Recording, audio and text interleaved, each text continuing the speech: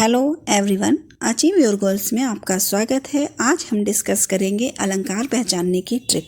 अलंकार पहचानने की ट्रिक जानने से पहले हम अलंकार किसे कहते हैं और अलंकार कितने प्रकार के होते हैं और कौन कौन से होते हैं ये जानेंगे। तो शुरू करते हैं आज का वीडियो। अलंकार। अलंकार का अर्थ है अलम धन कार। यहाँ अलम का अर्थ होता है आभूषण या गहना। जब किसी काव्य को, कविता को अलंकार पहनाया जाता है, जैसे एक महिला आभूषण और गहना पहन के उसकी सुंदरता बढ़ जाती है, उसी प्रकार किसी काव्य में जब कोई अलंकार आता है तो उसकी भी शोभा बढ़ जाती है। तो काव्य की शोभा बढ़ाने वाले को अलंकार कहते हैं। अलंकार कौन कौन से हैं? अनुप्रास, यमक, श्लेष, पुनरुक्ति, विप्सा और वक्रोक्ति। अर्थालंकार कौन कौन से हैं? उपमा, रूपक, उत्प्रेक्षा, मानवीकरण, विरोधाभास, संदेह, अतिशयोक्ति, उपमेयोपमा और भ्रांतिमान। और उभयालंकार कौन से हैं? संश्लिष्टि और संकर। अलंकार में पहला अलंकार है अनुप्रास अलंकार। अनुप्रास का अर्थ होता है अनु धन प्रास। अनु का अर्थ होता है बार बार और प्रास का अर्थ है वर्ण। जहाँ वर्ण बार बार आए तो वहाँ पर अनुप्रास अलंकार होता है। जैसे चारु चंद्र की चंचल किरणें खेल रही हैं जलथल में, यहाँ पे च वर्ण की आवृत्ति कई बार हुई है तो यहाँ पर अनुप्रास अलंकार है। उसी प्रकार मधुर मधुर मुस्कान मनोहर मनोज वेश का उजियाला, इसमें म वर्ण की आवृत्ति कई बार हुई है तो यहाँ पर भी अनुप्रास अलंकार है। उसी प्रकार भूरी भूरी भेदभाव भूमि से भगा दिया, यहाँ भ वर्ण की आवृत्ति कई बार हुई है तो यहाँ पर अनुप्रास अलंकार होगा। तरनी तनुजा तट तमाल, यहाँ पर भी त वर्ण का जो है बार बार आया है इसलिए अनुप्रास अलंकार होगा। तो जहाँ क्या इसकी अनुप्रास अलंकार पहचानने की ट्रिक क्या है? ये है कि जब वर्ण बार बार आए, एक ही वर्ण बार बार आए तो और शब्दों के शुरू में आए तो वहाँ पर क्या है? अनुप्रास अलंकार है।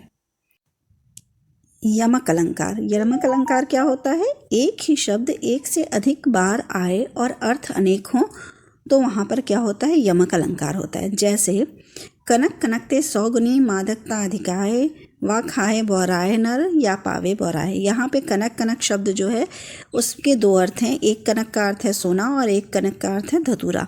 तो जो सोना पा जाता है वो बौरा जाता है या मतलब अपना आपा खो देता है, और जो धतूरा खाता है वो भी क्या होता है? अपना आपा खो देता है। जो खाए बौराए मतलब जो धतूरे को खाता है वो आपा खो देता है, और जो उसको पाता है, सोने को पाता है, वो भी अपना आपा खो देता है। दूसरा है काली घटा का घमंड घटा। यहाँ पे दोनों घटा का अर्थ अलग अलग है।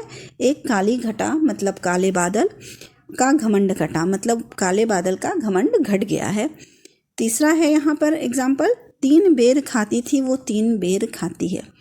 यहाँ पे है कि एक किसी के बारे में कहा जा रहा है कि वो 3 बेर खाती थी मतलब 3 बार ही खाती थी, सुबह से शाम तक में 3 बार खाती थी।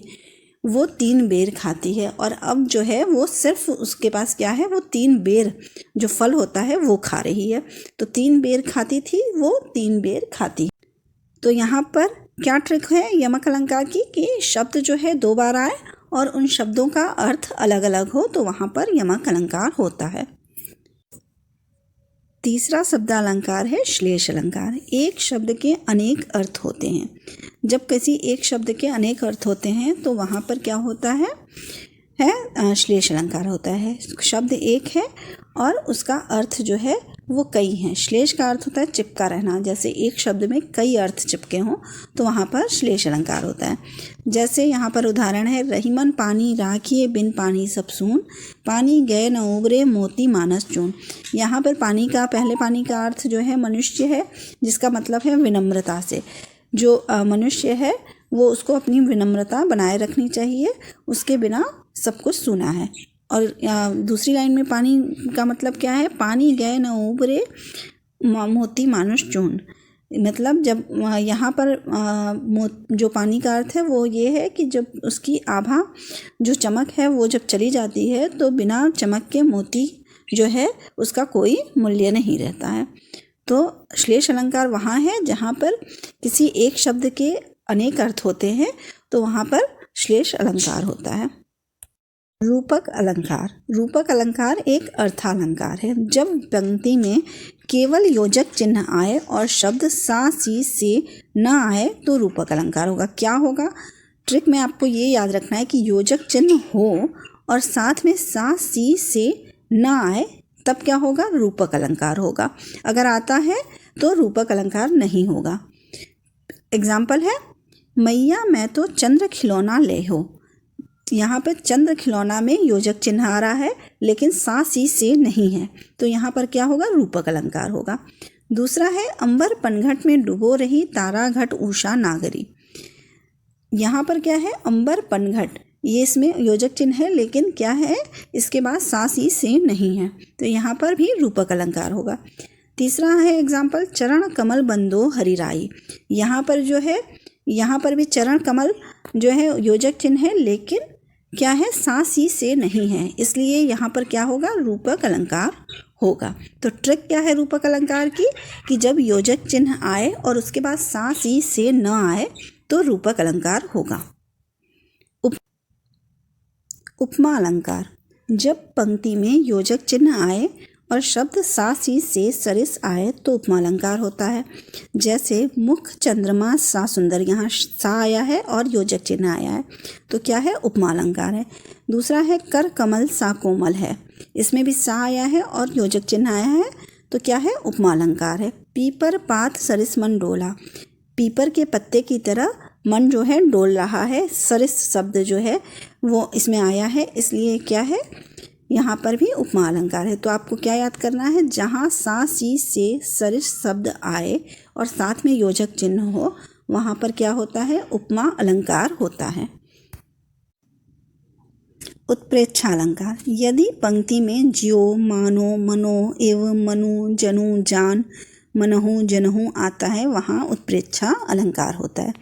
जैसे जनु वर्षा ऋतु प्रकट बुढ़ाई, यहाँ पे जनु शब्द आया है तो यहाँ क्या होगा? उत्प्रेक्षा अलंकार होगा। नेत्र मानो कमल है, मानो शब्द आया है तो यहाँ पे क्या है? उत्प्रेक्षा अलंकार है। सोहत ओढ़े पीत बट श्याम सलोने गात मनहु नील मणि के सैल पर आतप परियो प्रभात।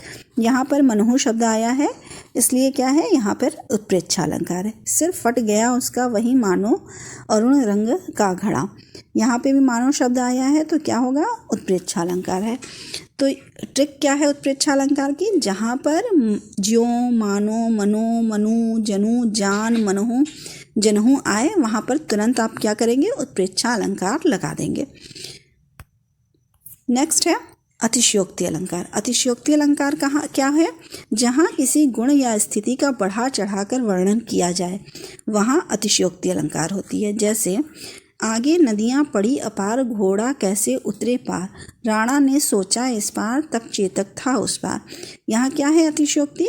ये इस काव्य में जो कहा जा रहा है उसमें अतिशयोक्ति है कि राणा ने सोचा भी नहीं था कि तब तक चेतक क्या हुआ? उस पार पहुँच गया। दूसरा है हनुमान की पूंछ में लगा न पाई आग लंका सारे जल गई गए निशाचर भाग। इसमें क्या कहा जा रहा है अतिशयोक्ति में? कि हनुमान की पूंछ में आग लग भी नहीं पाई थी कि लंका सारी जल गई और निशाचर जो है वो भाग गए।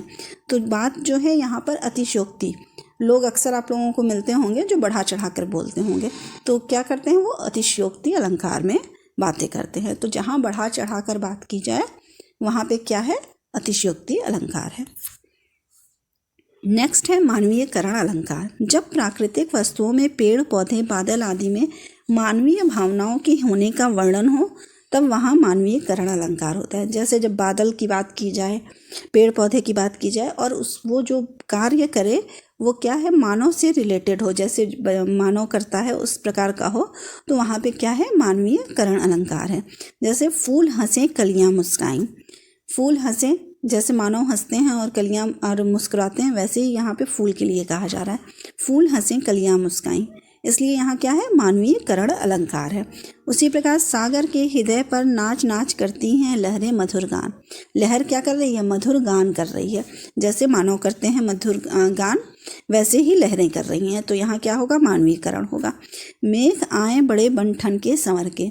मेघ जो है वो बन ठन के संवर के आए, जैसे एक मानव बनता ठनता संवरता है वैसे ही मेघ यहाँ पर बादल आ रहे हैं बन ठन के संवर के।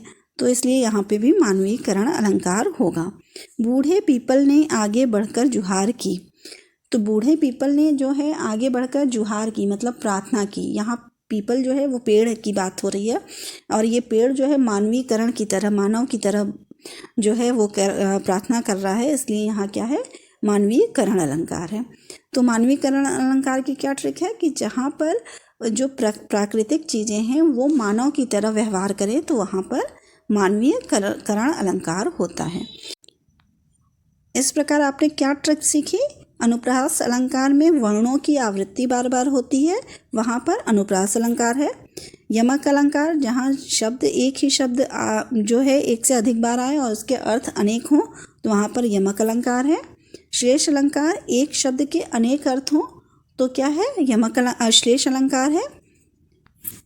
उसके बाद रूपक अलंकार क्या है, जिसमें योजक चिन्ह हो और सा सी से शब्द उस योजक चिन्ह के बाद न आए तो वहाँ पर रूपक अलंकार है। उपमा अलंकार, जहाँ योजक चिन्ह के साथ सा सी से सरिस आए वहाँ पर उपमा अलंकार है। जहाँ पर ज्यो, मानो, मनो, मनु, जनु, जान, मनहु, जनहु आए वहाँ पर क्या है, उत्प्रेक्षा अलंकार है। अतिशयोक्ति अलंकार, जहाँ बढ़ा चढ़ाकर बात कही जाए वहाँ पर अतिशयोक्ति अलंकार है।